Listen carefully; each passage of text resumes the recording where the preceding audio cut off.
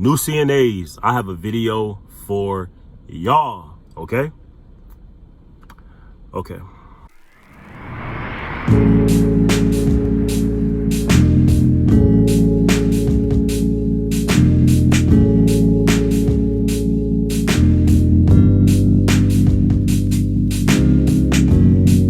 What is up, YouTube? It's your boy Zed, back at it again with another video, and today's topic is specifically for brand new CNAs. Simply going to be tips on things you should do on your first week or 2 weeks or maybe even month of being a CNA. These are good tips to have. This is kind of food for thought, rule of thumb, and things to basically live by. If you haven't already, go ahead and subscribe, go ahead and like, go ahead and comment. We are growing a mile a minute. We're already at 2,000 subscribers, which is crazy because just in July we were, just celebrating 1,000, and 6 months before that we were just getting started. So we're already a year, almost a year in, as in like a little bit closer to January-ish, but we're almost a year in for the channel and we already making strides. The community that we're building over here is growing.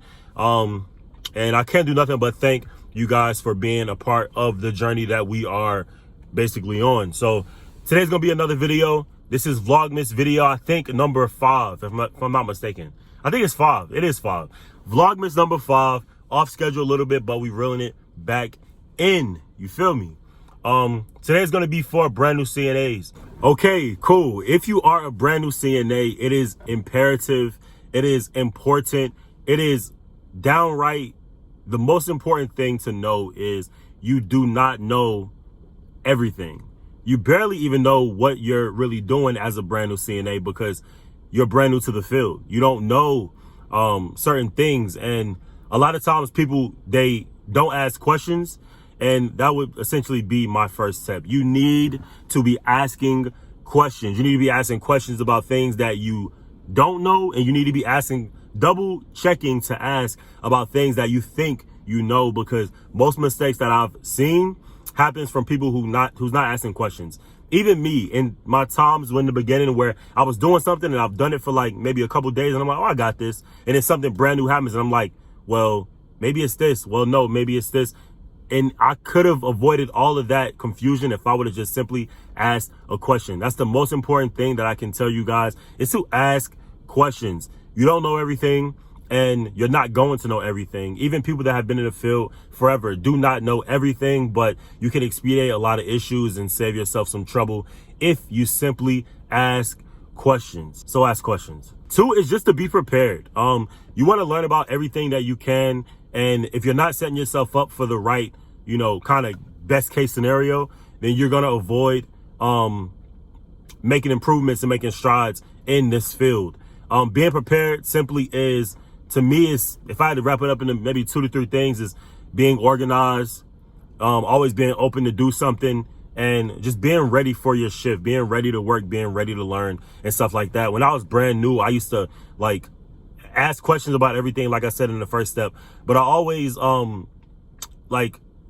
got super organized when I first started. You want to be able to, if a nurse asks you something, like you did a blood sugar or you took vitals, you want to know like what's going on with that patient. You want to chart what's going on with that patient. But I used to write down certain things too, like, if their blood pressure was a little bit high, I could say, I wrote down like, room 14, blood pressure a little high. So if the nurse was to ask me, or if the nurse came to me, or if I wanted to let the nurse know, I can be like, hey, this is what it was, and expedite that time by having to sign in, log in, find the patient, look in the patient's chart, stuff like that. You can do both, but being prepared and being ready to work. And people have their days, I understand, but being ready to work can definitely expedite a lot of that issues and that learning curve, because you're simply just ready to learn, you're ready to work, you're ready to figure things out and all that good stuff. Number 3, I know that this is something that nurses will appreciate a lot for this being in the video, but it's simply paying attention to details. Oftentimes you'll get caught up with charting, you'll get caught up with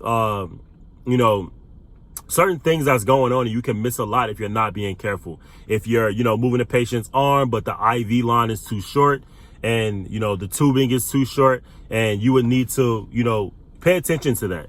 Pay attention to small things, to small things matter. You could potentially pull out a patient's IV, readjust the patient's pure wick to where it's not working correctly. You could, fall over an IV line or a cord or a pole and stuff like that. And if you're not paying attention to detail, that is, simply important. You want to be fully aware of what's going on. You want to make sure don't miss anything. And even if you're doing something, double check it twice just to make sure that, everything is correct. Because again, I tell you guys this often, and I haven't mentioned it in a long time, in maybe like 4 to 5 videos from now, but this is people's lives that you're dealing with. You're caring for patients who simply cannot do certain things for themselves. And in doing that, you need to be super mindful that, this is a person's life. This is a person's health. And you don't want to do anything to put that person's health at risk. And, that's the best case scenario, is for you to just double check everything. Pay attention to detail, because the small detail things is what could potentially help the patient and prevent mistakes from happening. You don't know how many times I've seen small things, even being a tech, and seeing nurses potentially do something that could be kind of dangerous. And I think that's the importance of, that kind of group thing. Like, techs are needed. Nurses need their techs. When nurses are doing something, I can be there to look for any danger, and maybe stuff that they're missing when I'm doing something, they can look for the danger as well, or the potential, mistakes as well.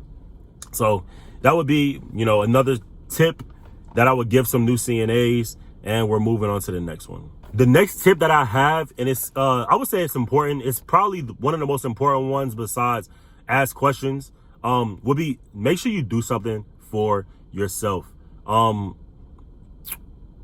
you're caring for people and you're helping people get better, and you're aiding the nurses in caring for a patient, it can become draining. It can become a lot. And if you're doing more than, I would say, 3 days, 4 days a week in healthcare, because you're picking up overtime or you're getting extra hours or whatever, it can become super, super tiring and kind of repetitive.